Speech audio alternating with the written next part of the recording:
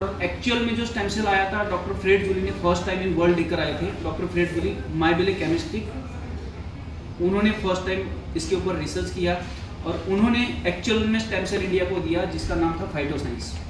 मतलब बहुत ही अच्छा फील हुआ कि अलग अलग स्टेट से, अलग अलग राज्य से सब लोग यहाँ जमा हुए हैं और कंपनी के विज़न को, मिशन को समझने के लिए आप एकत्रित हुए हैं।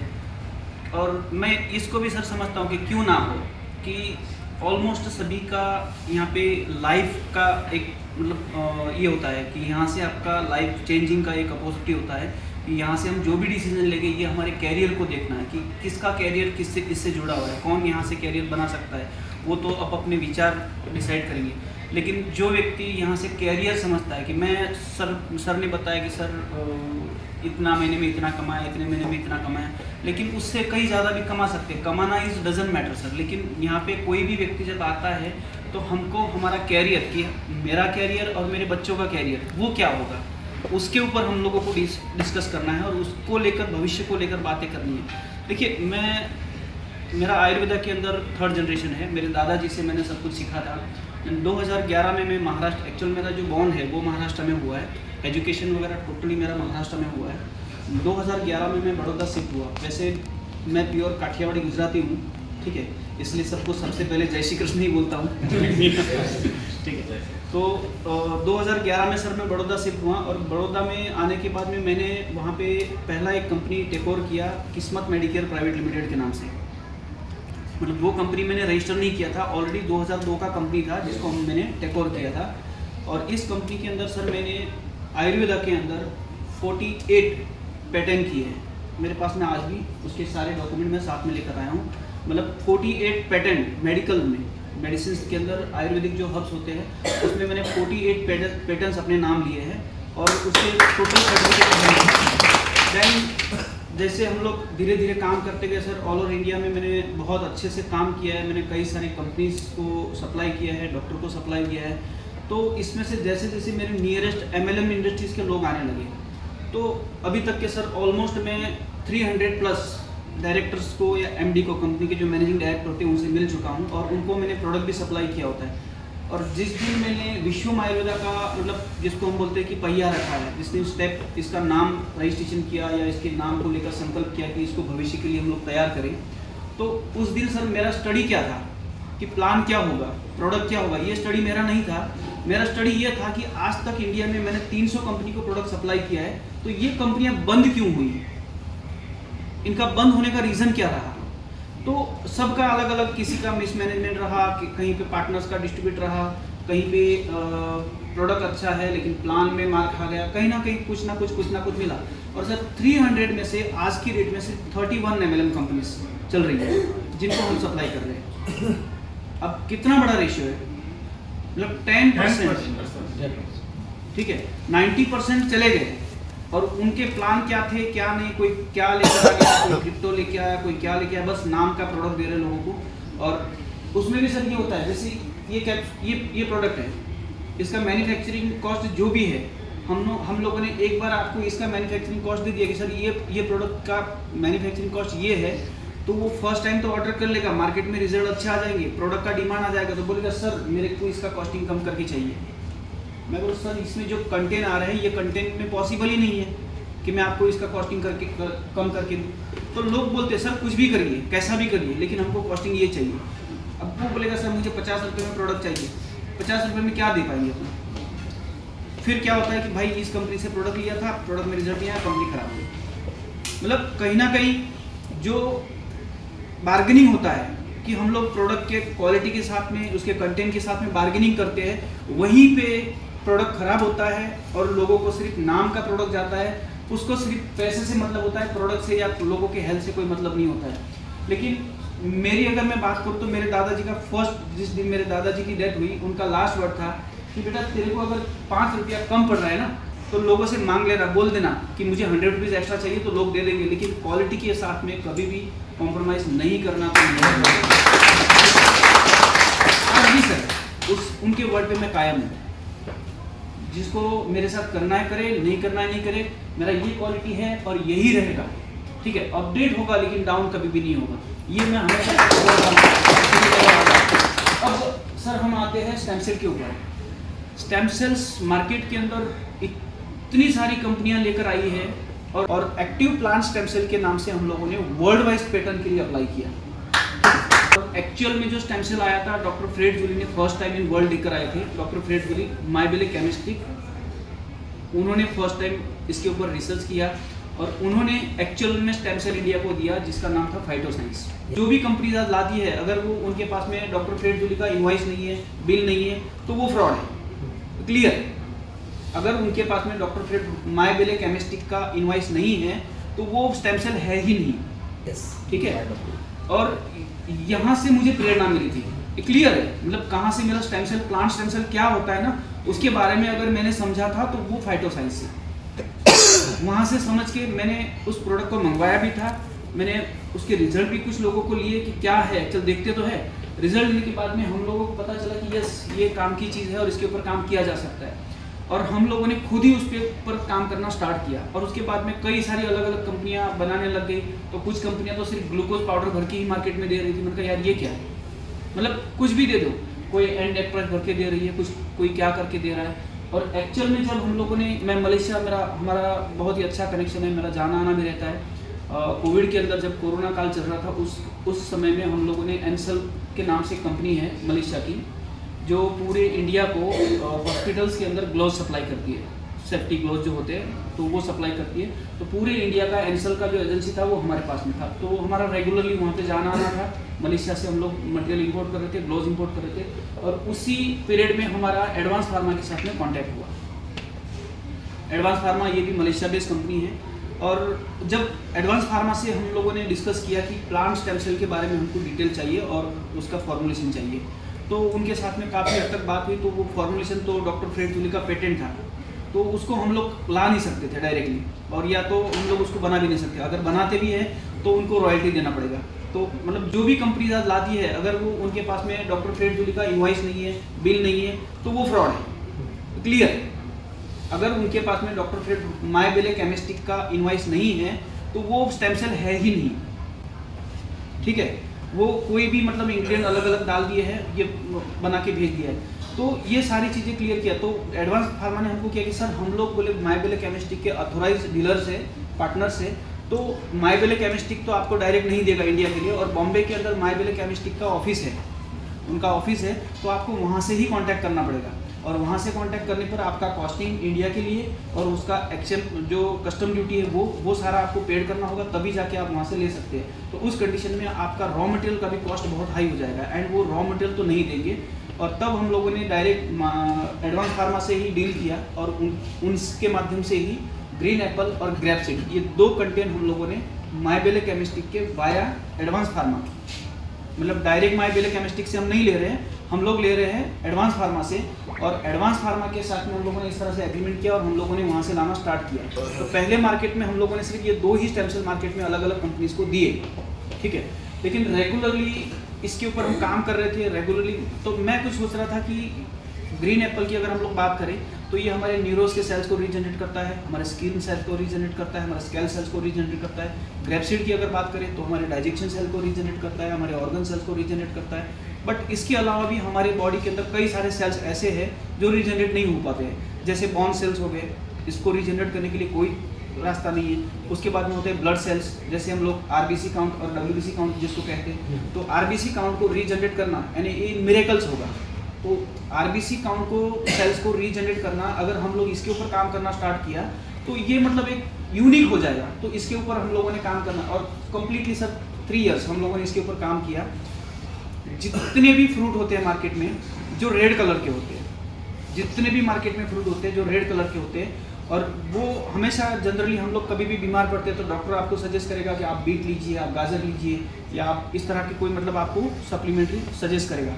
तो इसका रीज़न क्या होता है कि आपकी जो ब्लड सेल्स है वो फास्ट ग्रोथ हो, फास्ट रीजनरेट हो। तो उसके ऊपर हम लोगों ने काम स्टार्ट किया और उसमें सबसे हिट हमको लगा, सबसे अच्छा लगा तो वो लगा प्रिंकली बियर, जिसको नागफनी कहा जाता है, कैक्टस की वैरायटी है। और ये गुजरात के अंदर गिरनार में बहुत ही अधिक मात्रा में पाया जाता है। गुजरात के अलावा बाकी इंडिया के अंदर स्टेट में बहुत कम मिलता है, होता है हर जगह, लेकिन कम होता है। लेकिन गुजरात में गिरनार के अंदर सबसे हाईएस्ट होता है। और हमारे यहाँ पे जब इसका सीज़न होता है, मतलब विंटर के सीज़न में ये लोग लैरी पर लेके निकलते हैं और उसका जूस बना के लोगों को पिलाते हैं। उसके रिजल्ट भी बहुत अमेजिंग आज तक के जो हम लोगों ने, उसके बाद में इसके ऑलरेडी हम लोग किडनी के लिए इसके कैप्सूल्स बना रहे थे। प्रिंकली बियर से कैप्सूल्स बनाए हैं, प्रिंकली बियर से जूस बने हैं। तो उसके किडनी के ऊपर बहुत अच्छे रिजल्ट हम लोगों ने लास्ट टाइम देखे। फिर हम लोगों ने इसके ऊपर काम स्टार्ट किया और प्रिंकली बियर से स्टेम सेल बनाने के ऊपर स्टडी चालू किया। और जैसे जैसे इसके काम चालू करते गए तो एकदम से, मतलब आज काम चालू किया और आज के आज सक्सेस हो जाएंगे ऐसा नहीं होता है। हम लोगों ने कम से कम 100 टाइम अलग अलग फॉर्मुलेशन में, क्योंकि जब स्टेम सेल्स को कन्वर्ट करेंगे तो उसका स्टेबिलिटी, प्रोडक्ट का स्टेबिलिटी, उसके मॉलिक्यूलर्स, ये सब स्टेबल रहे और उसके बाद में आगे काम करें, तब जाके वो, अगर प्रोडक्ट का स्टेबिलिटी ही नहीं है तो प्रोडक्ट कोई काम नहीं करेगा। तो स्टेबिलिटी भी चेक करनी होती है कि उसका स्टेबिलिटी क्या है, उसका लॉन्ग लाइफ क्या है, उसका लाइफ क्या है, ये सारी चीज़ें 1 बाय 1 टेस्ट करते हुए आगे बढ़ते। और सर 100 बैच कम से कम फेल होने के बाद लास्ट में हम लोग इस तक पहुंच पाए और इसको किया 100 से ज़्यादा। आज कभी बड़ौदा फैक्ट्री में विजिट करेंगे तो मैं आपको बताऊंगा कि सर, और आज भी जितना वेस्ट किया वो पूरा रखा है कि सर ये मैंने इसके पीछे पैसा वेस्ट किया है, मतलब वो वेस्ट है, काम का नहीं है। आज भी फेंक देंगे तो पूरा डिस्ट्रॉय करने के लिए है, लेकिन उसको डिस्ट्रॉय नहीं किया है, वैसे रखा है कि ये जितनी बार फेल हुए वो सब हमको दिखाता है कितने बार फेल हुए एक प्रोडक्ट बनाने के लिए। 100 टाइम फेल हुए और तब जाके इसमें सक्सेस मिला। और जब इसमें सक्सेस मिला पहले दिन ही सक्सेस मिल गया कि यस अब कंप्लीट है। फर्स्ट डे ही हम लोगों ने इसको ट्रेडमार्क के लिए अप्लाई किया और अलग अलग 3 नेम के लिए हम लोगों ने अप्लाई किया। पहला था एक्टिव प्लांट स्टेम सेल, दूसरा था एक्टिव फूड स्टेम सेल और तीसरा था एक्टिव स्टेम किट सेल्स। ये 3 नाम से हम लोगों ने इसको अप्लाई किया ट्रेडमार्क के लिए। और एक्टिव प्लांट स्टेम सेल के नाम से हम लोगों ने वर्ल्ड वाइज पैटर्न के लिए अप्लाई किया। इसको भी आज 6 महीने हो गए। और उसमें से सर हमको 2 नाम, एक्टिव स्टेम किट सेल्स और एक्टिव प्लांट स्टेम सेल, ये दोनों हमको मिल गए। और जब हम लोगों ने इसको पेटेंट के लिए अप्लाई किया तो हमारे सामने सबसे पहले चैलेंजेस आए गवर्नमेंट के। इंडिया के अंदर सर जितनी भी कंपनीज है जो स्टेम सेल्स नेम यूज़ करती है वो यूज़ नहीं कर सकती। क्यों नहीं कर सकती?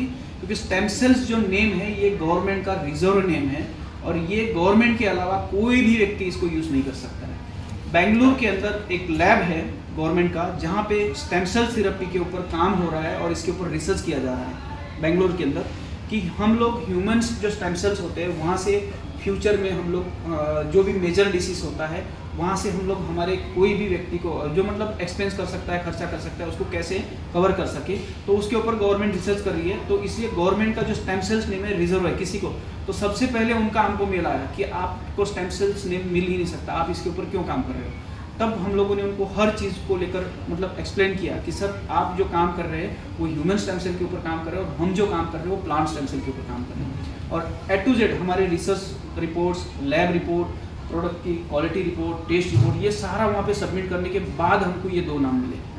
मतलब उसमें भी हमारा 6 मंथ चला गया और 6 मंथ जाने के बाद उन्होंने जब यस बोला तब जाके हम लोगों ने इस MLM के ऊपर इंडस्ट्रीज़ के अंदर कदम रखा और काम स्टार्ट किया। जिस दिन उधर से कहा कि यस इस नाम के लिए आप अप्लाई कीजिए और उसके 6 मंथ बाद में हमारा मतलब अभी लास्ट मंथ ही हमारा ट्रेडमार्क आया है। मतलब हम अप्लाई करने के 6 मंथ बाद लास्ट मंथ ही हमारा ट्रेडमार्क आया है। तो ये हमारा पास रहा है। अब कंपनी सर ऑलरेडी मार्केट में है इंद्रधुम हर्बल के नाम से। किस्मत मेडिकेयर से मैंने 2013 में नया कंपनी रजिस्टर किया इंद्रधुम हर्बल के नाम से और उसी के नाम से सारा मैन्युफैक्चरिंग हम लोग कर रहे हैं। मार्केट में अमेजोन पे भी हमारा प्रोडक्ट अवेलेबल है और हर जगह हम लोग सप्लाई कर रहे हैं। बट डायरेक्ट सेलिंग को लेकर एक मेरा थॉट्स क्या था कि कोई भी कंपनी में लोग जाते हैं और कुछ टाइम तक अच्छा काम करते हैं, अच्छा लेवल तक पहुंचते हैं, या तो कंपनी चली जाती है या लीडर क्विट कर जाता है। रीज़न वॉटेवर जो भी हो, किसी को पे आउट का होता है, किसी को प्रोडक्ट का होता है, कहीं कंपनी का डिस्ट्रीब्यूट होता है, कहीं कोई ना कोई मेजर प्रॉब्लम होता है। तो ये सारी चीज़ों को देखते हुए हम लोगों ने प्लान के ऊपर काम किया, प्लान के ऊपर स्टडी किया और कैलकुलेशन वाइज मतलब लोग बोलते हैं कि सर आप 10% बाइनरी दे रहे हो, 10% का 50% स्पॉन्सरिंग दे रहे हो, आप कितने टाइम तक दे पाओगे। कई सारे लोगों के क्वेश्चन होते हैं कब तक दे पाओगे। सर 100% कैलकुलेटिव प्लान है। मैं मैं ये सोचता हूँ कि मैं एक आदमी से 500 रुपये नहीं कमाऊंगा। अगर एक व्यक्ति से मुझे 100 रुपया भी मिला और 1000 लोगों से 100 रुपया मिल रहा है तो क्या प्रॉब्लम है? हम लोग एक व्यक्ति से कमाने की क्यों सोचे? और वैसे भी सर इस कंपनी के अंदर आप लीगली डॉक्यूमेंटेशन के अंदर देखेंगे तो डायरेक्टर के अंदर मेरा कहीं पे नाम नहीं है। मैं सिर्फ आप लोगों का सेवक हूँ, इतना ध्यान में रखना। मेरा कहीं पे लीगल नाम नहीं है। वाइफ के नाम से है कंपनी विश्वम आयुर्वेदा, और विश्वम का नेम है ये भी मैंने खुद ने डिसाइड नहीं किया है। आज हम लोग जहाँ पे कंपनी का लॉन्चिंग प्रोग्राम करने जा रहे हैं, द्वारिकापुरी भगवान श्री कृष्ण का धाम है, वहाँ से उस टेम्पल के जो महंत है हमारे शंकराचार्य जी है, उनके साइड से मुझे नाम दिया गया है। हमारे 4 शंकराचार्य है, उसमें से एक है द्वारिका से, तो उनके थ्रू आउट मुझे ये नाम मिला हुआ है विश्वम, और ये भगवान श्री कृष्ण का 1008वां नाम है। और मैं कभी भी ये नहीं चाहूंगा कि इस नाम के ऊपर कभी भी एक सिंगल 1 रुपए का भी दाग लगे। और इसलिए मैं आप लोगों के कैरियर से भी जोड़ता हूँ कि विश्वम, आप कोई भी कंपनी का नाम लीजिए तो वो ऐसे ही आ जाएगा, लेकिन विश्वम का नाम लेंगे तो ये ऐसे नहीं आएगा, आपके दिल से निकलेगा। चाहे मेंबर ज्वाइन हो या ना हो, नाम कहाँ से आएगा? यहाँ से आएगा, क्योंकि वो नाम नहीं है, वो नाम के अंदर बहुत ही अलग ताकत है। ठीक है, और यहाँ पे जितने भी लोग आ रहे हैं सर 100% और पॉजिटिव। और दूसरी बात क्या होती है कि ट्रस्ट के विश्वास कैसे करें। मैं एक ही बात कहता हूँ सर, प्रोडक्ट के लिए क्या 7 दिन विश्वास कर सकते हैं? Yes. 7 डेज? Yes. और पे आउट के लिए 24 घंटे? Yes. सर विश्वास के लिए और क्या चाहिए? सर मैं ये चाहता हूँ कि एकदम आप लोग तो सब टॉप लीडर्स हो, सब लोग अच्छे कहीं ना कहीं अर्निंग किए हो, लेकिन एक ग्राउंड लेवल पे जो व्यक्ति काम करता है ना, एकदम फ्रेशर होता है, जो जिसको आप प्लान जाके दिखाते हो तो उसको लगता है वो अपना कैरियर देखने लगता है, वो इसके अंदर अपना कैरियर ढूंढने की, यार मेरे पास रोजगार नहीं है, मैं यहाँ से रोजगार कमा सकता हूँ। कि एग्जाम्पल के लिए कि मैं अगर 2 डायरेक्ट भी कर लूँगा तो 1000 रुपये रोज आएगा, मतलब 30,000 पर मंथ आएगा रोज का, अगर 2 भी कर लेता है तो मैं ये चाहता हूँ कि उस बंदे ने मॉर्निंग में 2 कंप्लीट कर लिए और दूसरे दिन मॉर्निंग में, सर कभी रात को 3:30 बजे भी पे आउट हिट हुआ है मॉर्निंग में। और सिस्टम रहमान सर को कितना पे आउट गया है ना सर, आज कितना गया है, कल कितना गया है, हमारे यहाँ सिस्टम में मैनेजमेंट में कोई भी चेक नहीं करता है किस लीडर का कितना पे आउट जा रहा है, कोई भी, सब टोटल ऑटो मोड रखा है। सिंगल OTP आता है, एंटर करता हूँ, पे आउट चला जाता है। टोटल सॉफ्टवेयर भी इस तरह से हम लोगों ने डेवलप किया है कि बैंकिंग के लैंग्वेज में जो बैंक को लैंग्वेज चाहिए होती है, जैसे जावास्क्रिप्ट और लारावेल की जो स्क्रिप्ट होती है वो बैंकिंग में यूज़ होती है जावास्क्रिप्ट, तो उसी लैंग्वेज में हम लोगों ने सॉफ्टवेयर डेवलप किया है कि भाई हमारा जो सॉफ्टवेयर है वो बैंक से कनेक्टेड हो जाए। देन ईजिली, मतलब आपका KYC वेरीफाई हुआ, जब तक KYC वेरीफाई नहीं हुआ है तो वो मिस्टेक आप लोगों का है। आपका KYC आपने रॉन्ग डिटेल्स सबमिट किया है, वो आप लोगों की रॉन्ग इन्फॉर्मेशन है। बट एक बार आपका KYC अप्रूव हो गया, उसके बाद अगर आपका पे आउट नहीं आता है तो सिस्टम में गड़बड़ी है। ठीक है, और एक बार KYC वेरीफाई होने के बाद में सर 24 आवर्स, मतलब आज KYC वेरीफाई हो गया, नेक्स्ट 12 घंटे में आपको अकाउंट में पेमेंट है। तो 24 घंटे का ट्रस्ट तो सर कोई भी कर सकता है। और डायरेक्ट सेलिंग के अंदर इससे ज़्यादा क्या चाहिए सर? टाइमली पे आउट, टाइमली प्रोडक्ट। और प्रोडक्ट के लिए कभी कभार ऐसा होता है, मान लीजिए कि मैं अभी 7 दिन बोल रहा हूँ कि कभी कोई एक कंटेंट, मान लीजिए कि रिजॉर्टल है, एक समय ऐसा आ जाता है कि रिजॉर्टल ही खत्म हो गया, बाकी सारा कंटेंट है, तो क्या हम लोगों ने बैच डाल देना चाहिए? नहीं डालना चाहिए। अगर हम लोगों ने डाल दिया तो मतलब क्या हो गया? क्वालिटी के साथ में कॉम्प्रोमाइज़ हो गया। कि हम लोगों ने क्या किया, यार रिजॉर्टल नहीं है, चलेगा सर 18,000 रुपये पर kg का प्राइस है उसका, 26,000 रुपये, 18,000 रुपये, 90% लेंगे तो 18,000 रुपये पर kg है। और अगर हम 95 में जाएंगे तो वो 22,000 पर kg का प्राइस है उसका रिजॉर्टल में। तो एक कंटेंट भी सर अगर नहीं है तो उस कंडीशन में आपका 2 दिन 3 दिन लेट हो सकता है। कि अभी जस्ट लास्ट 2 डेज पहले जैसे मकर संक्रांति था तो हमारे यहाँ गुजरात में 2 दिन था, देन सैटरडे संडे आ गया और एंड टाइम पे ही इसका स्टॉक खत्म हुआ था। सर को बोला सर 4 दिन रुक जाइए, 4 दिन फोर्स मत करना कि प्रोडक्ट डिस्पैच करो, मत करना, प्रोडक्ट सबको मिलेगा, भले 1 दिन लेट मिलेगा लेकिन क्वालिटी वही रहेगा, गुणवत्ता वही रहेगा और प्रोडक्ट सबको जाएगा सर। मतलब कोई भी ऐसा नहीं है कि प्रोडक्ट नहीं जाएगा। किसी का बाय मिस्टेक मतलब रह गया है तो वो भी आप रिमाइंड करवा दीजिएगा। और डायरेक्ट सेलिंग में सर किस फ्लो से काम होता था वो तो पहले मुझे पता नहीं था, अब धीरे धीरे हम भी समझने लगे कि इस फ्लो से हमको भी इस हिसाब से स्टॉक रखना है। पहले नहीं पता था, क्योंकि हमारा यहाँ ट्रेडिशनल में क्या होता था कि सर को प्रोडक्ट चाहिए, सर ने ऑर्डर किया, उनको टाइम लाइन दे दिया, सर 30 डेज आपका टाइम हो, 30 डेज में आपको प्रोडक्ट डिस्पैच होगा। तो वहाँ पे पहले पैसा आता था, बाद में प्रोडक्ट जाता था। अभी क्या है, हमको प्रोडक्ट का स्टॉक रखना पड़ता है, अभी उल्टा है। ठीक है, तो हम लोग अभी धीरे धीरे उस हिसाब से तैयार, और 6 महीना हुआ है सर, 6 महीना के अंदर टोटल इंडिया के अंदर 21,000 लोगों की ज्वाइनिंग हुई है। और नेपाल स्टार्ट किया था सबसे पहले हम लोगों ने, और ख़ास बात यह है आज नेपाल से भी यहाँ लोग बैठे हैं, नेपाल के लिए भी लीगल रजिस्ट्रेशन सर हो गया है। नेपाल से फूड लाइसेंस लेना बाकी है और वहाँ का पैन आना बाकी है, 2 डॉक्यूमेंटेशन पेंडिंग है, वो भी बहुत जल्दी आ जाएगा। दूसरा, भूटान के अंदर हम लोगों ने ऑलरेडी प्रोडक्ट भेजा है किसी न किसी के माध्यम से। आपका बांग्लादेश में प्रोडक्ट हम लोगों ने सेंड किया है, मलेशिया प्रोडक्ट गया है, और दुबई में भी प्रोडक्ट गया है। मतलब कहीं का भी वर्ल्ड वाइज कहीं का भी प्रोडक्ट भेजना हो, फर्स्ट टाइम 15 दिन लगेगा, सेकंड टाइम 7 to 8 डेज में प्रोडक्ट पहुंचेगा वर्ल्ड वाइज। डॉक्यूमेंटेशन के लिए सर हर डॉक्यूमेंटेशन हम लोगों ने, जब हम लोग कस्टम क्लियर करके सारा टैक्स पेड करके कस्टम चार्ज पे करके अगर जब प्रोडक्ट कहीं पे भी किसी अदर कंट्री में जा रहा है, तो वहाँ की कंट्री कोई ऐसे वैसे प्रोडक्ट को तो अलाउड नहीं करेगी ना।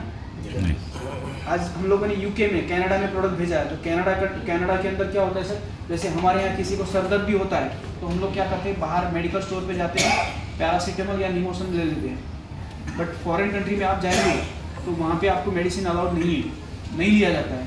जब तक कि आपको नेचुरल ट्रीटमेंट से ठीक ना किया जाए तब तक कि आपको कोई भी मेडिसिन सजेस्ट नहीं की जाती है, डॉक्टर भी सजेस्ट नहीं करते। तो वहाँ पे कोई भी प्रोडक्ट जाता है तो विदाउट टेस्टिंग और विदाउट उनके गाइडलाइंस को फॉलो किए बिना वहाँ पे प्रोडक्ट भेजना संभव नहीं है। बट हम वो सारी चीज़ें कर रहे हैं। ठीक है, यूके गवर्नमेंट के लिए जो भी गाइडलाइंस है ये उसको भी हम लोग फॉलो कर रहे हैं। तो बाकी हर चीज़ है, बाकी आपको डॉक्यूमेंटेशन और कुछ देखना है। 3 साल हो गए कंपनी को, विश्व आयुर्वेदा को, और 3 साल में sir last 3 years totally 0 filing हुआ है। और करंट ईयर लास्ट 6 मंथ से हम लोगों ने काम स्टार्ट किया है सर फाइलिंग। कई सारी कंपनियां आपने मार्केट में देखी होंगी, सिर्फ FSSAI लाइसेंस होता है।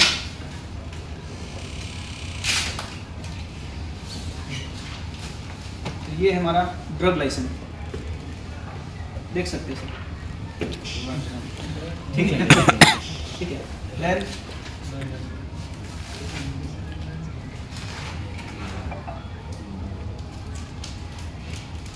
ये हमारा फूड लाइसेंस है सर, सेंट्रलाइज, मतलब ऐसा नहीं है कि सिर्फ हर स्टेट के लिए अलग लेना पड़ेगा, ये सेंट्रल लाइसेंस है, मैन्युफैक्चरिंग लाइसेंस है।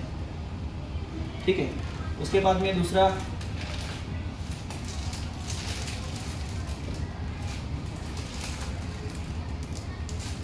दो 2023-24 का कंपनी का कंप्लीट टैक्सेशन फाइल, ITR ये आपका ITR यस 24-25।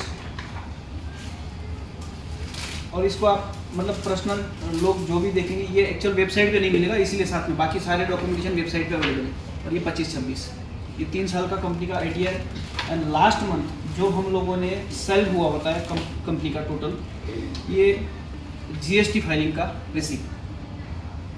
लास्ट मंथ जो GST फाइलिंग हुआ, मतलब 5% गवर्नमेंट का GST है। Last month completely sir 50 lakhs का टर्नओवर हुआ था, तो 50 lakhs का 5% कितना हुआ?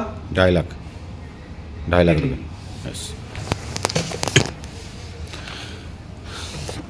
Yes sir. 5% का रॉयल्टी जाता है, 5% गवर्नमेंट को रॉयल्टी जाता है, ये 2,27,000 रुपीज़। Thank you sir. ठीक है, तो लीगली सर हम लोग कहीं पे भी कोई ये नहीं है। और रही बात भविष्य की, भविष्य के लिए सर वर्ल्ड वाइज जाने का विज़न है। लोग बोलते हैं कि सर नेपाल के लिए क्या प्लानिंग है, या इधर नॉर्थ ईस्ट के लिए क्या प्लानिंग है, महाराष्ट्र के लिए क्या प्लानिंग है, केरला के लिए क्या प्लानिंग है। तो गवर्नमेंट गाइडलाइंस जो भी आ रही है, हर गाइडलाइंस को हम लोग फॉलो करेंगे, और उसके अकॉर्डिंग, जिस गाइडलाइंस के अकॉर्डिंग जहाँ पे जो भी चाहिए होगा उसको करेंगे। और स्टेट वाइज नहीं जाना है हमको, वर्ल्ड वाइज जाना है, तो उसी विज़न के साथ हम लोग काम कर रहे हैं और उसी मिशन के साथ में काम कर रहे हैं। बाकी सर्विसेज वगैरह सब कुछ है ही। बाकी आपका जनरल किसी का कोई क्वेश्चन हो तो उसके ऊपर हम लोग बात करते हैं। Thank you sir. Ready sir?